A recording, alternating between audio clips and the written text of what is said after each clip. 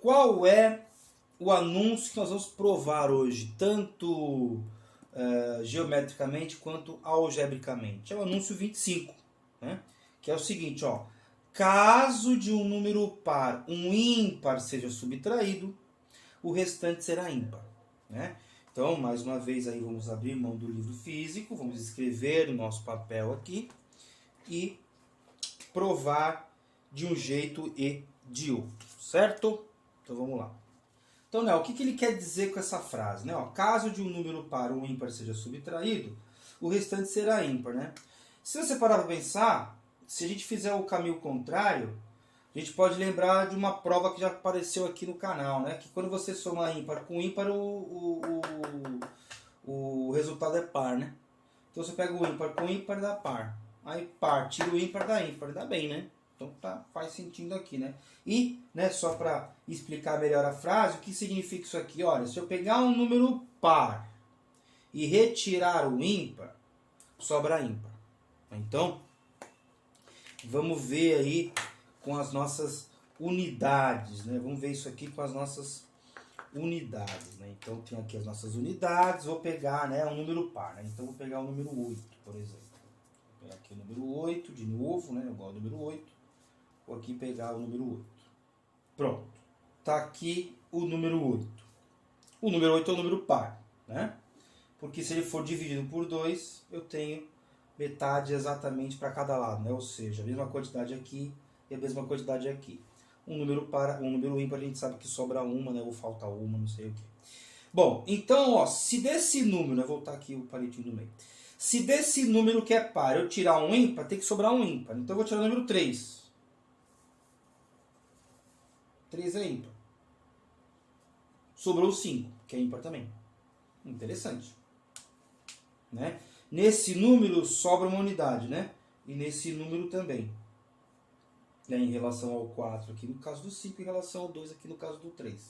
Né? Que o 3 é 2 mais 1 e o 5 é 4 mais 1. Então, o que acontece, né?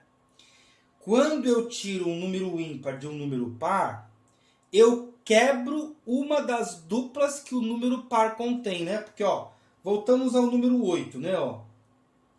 Vai, então, vamos pegar o número 10. Não, 12. Não, vamos pegar o número 12. Vou pegar um número grande. Tem aqui o número 12. O número 12, ele é composto por 6 duplas, né? Ó.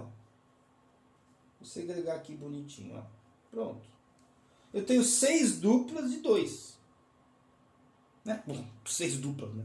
Então eu tenho 6 duplas.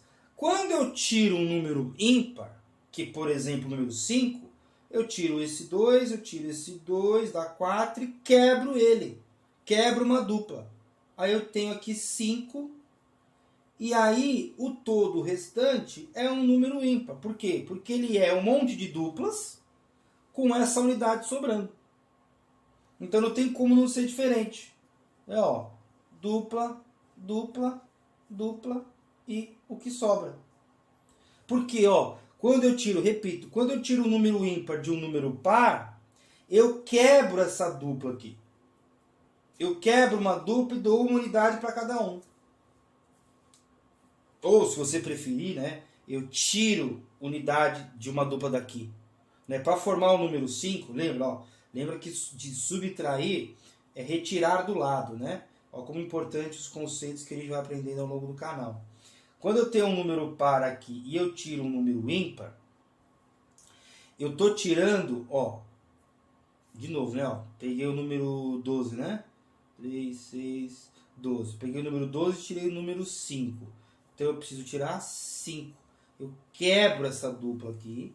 E aí eu tenho 5 desse lado e 7 desse outro lado. Porque eu tenho 3 duplinhas, né? Ó, 3 duplas e uma unidade que sobra. Porque eu quebrei essa dupla, né? Quando eu fui retirando, eu tive que quebrar essa dupla. Então isso sempre vai acontecer quando eu tirar um número ímpar de um número par, né? O número restante é um número ímpar. Agora a gente vai para a álgebra. Né? Então eu vou lá. Eu tenho um número par, um NP, que vai ser, por exemplo, um M vezes 2.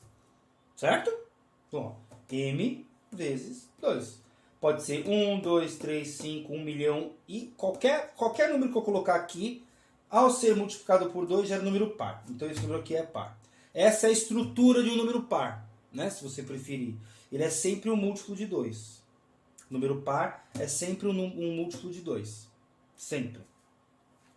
E aí eu vou pegar o meu número ímpar, o meu NIMP. Que é como? Pode ser esse cara aqui. Não. Não pode ser M, né? Ou pode?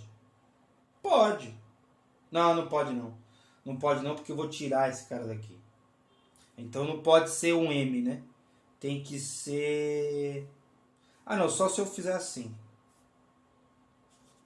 Pronto. Então eu tenho o M aqui e o M... Não, tô brincando. Não pode fazer isso. Pronto.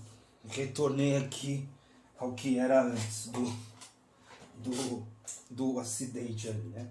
Então, ó, eu tenho o meu número par, que é um M vezes 2, e eu tenho o meu NIMP, que é um N vezes 2 mais 1. Certo? E por que aquela hora eu errei, né? Porque, ó, o N não pode ser igual ao M. E ele também não pode ser menor.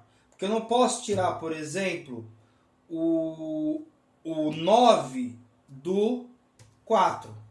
Ou seja, se M for 2, aí eu tenho aqui 4. E se o N for 2, eu tenho aqui 5. Então eu não posso tirar 5 de 4. O 9 eu usei sem fazer a continha, né? Então eu não posso. Então esse M aqui, ele tem que ser obrigatoriamente maior, né? Então a gente põe assim, ó, com M maior que N. Eu não posso abrir mão dessa situação aqui, né? Porque, repito, né? Eu não posso tirar 5 de 4, né?